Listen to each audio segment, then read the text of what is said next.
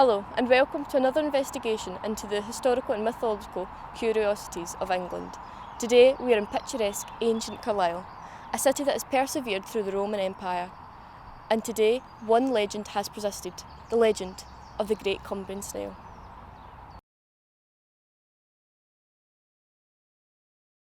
Sir, please come over here. What do you want? How do you feel about the Great Cumbrian Snail? The what? Piss off, man.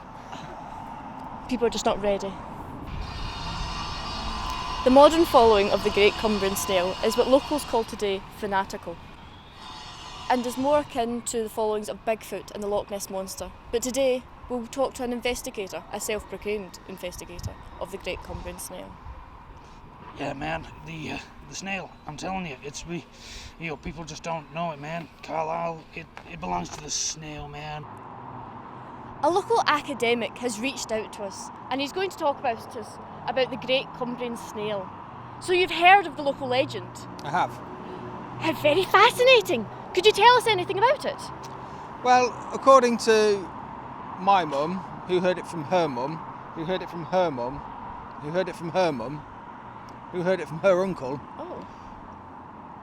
the Great Cumbrian Snail's been around for ages. So what impression do you get of the Great Cumbrian Snail? I think it's a great boon for our society. The biodiversity is falling with every year, carbon dioxide being released, but the snail, it intakes all of that and is helping plant trees, berries, saving nature as we speak. And I've been trying to prove to people it's real for a real long time. You see, I got photo evidence of it being on camera. Got photographic evidence of it eating.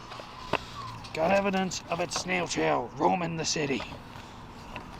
And evidence that it roams the castle too, man. I see. Are you afraid of the snail? Well, according to some, the snail only comes out at night. So for me, I don't go out at night. But by taking photos of it, do you feel that you're invading into its privacy? You don't know it, man. I see. It's very hard to work with fanatical people. And Carlisle's foliage, do you feel like it's been hampered by the snail? Does the snail eat a lot of the foliage of Carlisle, or does it harvest on anything else? It has a fearsome diet. You see all of these wrecked grasses and tree stumps. It does carve its way through our territory, but I think all in due course, since the trees will grow back, everything will spring back to life, but the snail still exists. A local artist is having an exhibition on the local Cumbrian snail. Do you feel like you would go? Oh, definitely. I think it's great that people are documenting the snail. Who knows how much longer it's going to be around for? I mean, it'll be a bit like the Loch Ness Monster, really. Yes. Maybe it'll be here for thousands of years to come. We can only hope there's not many bodies left after it's been eaten. I mean, if the council were sensible, they'd use it more for Cumbrian tourism. Just think of the visitors you get to Loch Ness, the paraphernalia that's sold, the souvenirs. It attracts international tourists. So really we should be proud of our heritage, our snails and our city. Ah, an admirer of history, I see. Yes, Have you heard of the Great Cumbrian Snail? I have. Really? No, not at all. What it takes, it gives back in tenfold, hundredfold, thousandfold. You really do believe in the existence of this snail?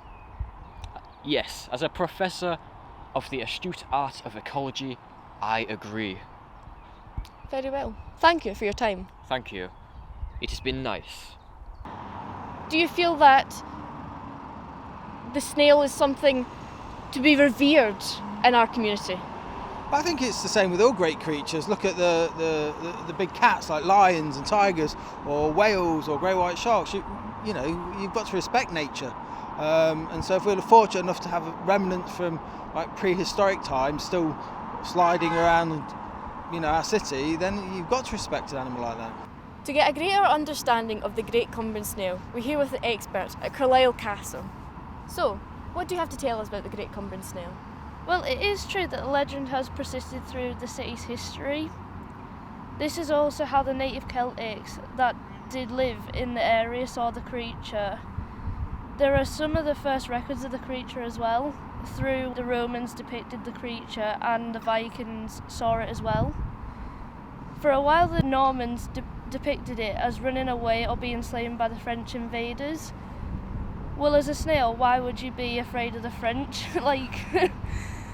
There's also a long pause, but the myth picks back up in the late 1800s when the Victorians started official records of the sightings.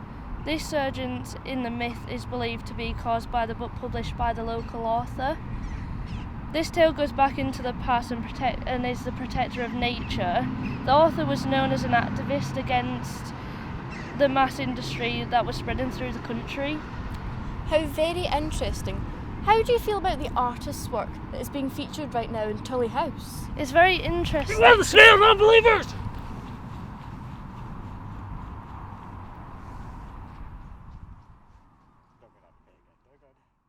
Today we'll be talking to a local artist who has gained a sudden interest in the local cryptid.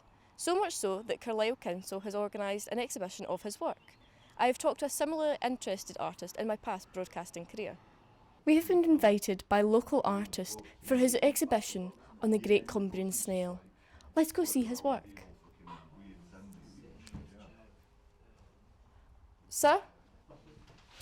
Oh! Hello.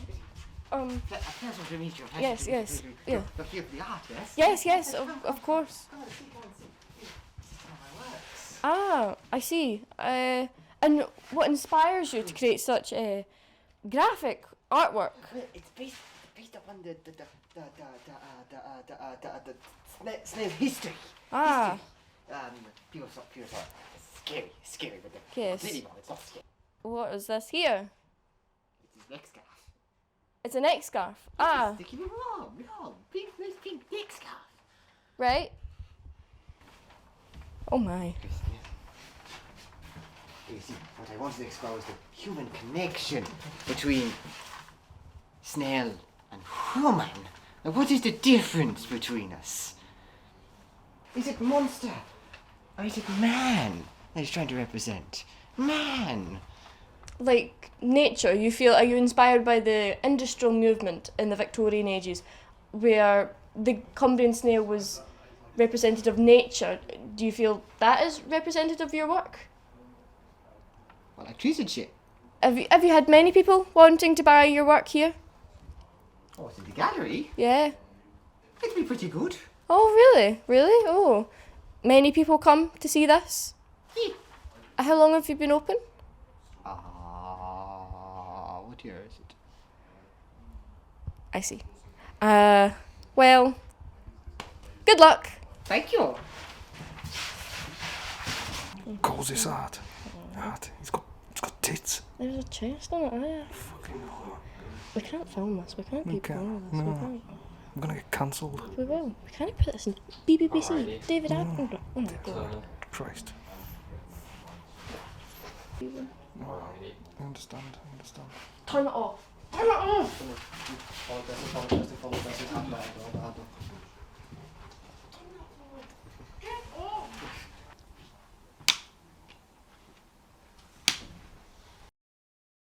Today we'll be talking with the artist at the local campus on his work, and the one question on our mind is, why is this tale gaining interest now?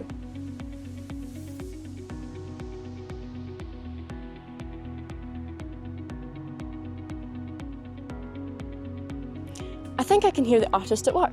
Let's go have a look.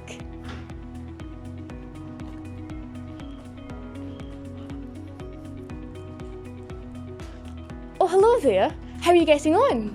Fuck off. Oh, reconvene. Our artist is now ready for an interview. So, how do you feel about the legend of the great Cumbrian snail? It's a fucking local creature. It's been started throughout history. It's quite fucking cool if you ask me. Well, thank you for your time. So, how do you think it's going? I think it's going well. I'm glad people have come to see this part of our history, and I'm hoping that they take home a good message from it. Thank you. Well, that has been a fascinating history. Today we saw a calm forest creature become a ferocious monster to a local cryptid, and even a symbol for the preservation of the wilds. I'm sure that won't be the last we hear from this tale. Next week we'll be looking at the trolley-eating toad of Newcastle. I hope to see you there. Seen it, man. And good night.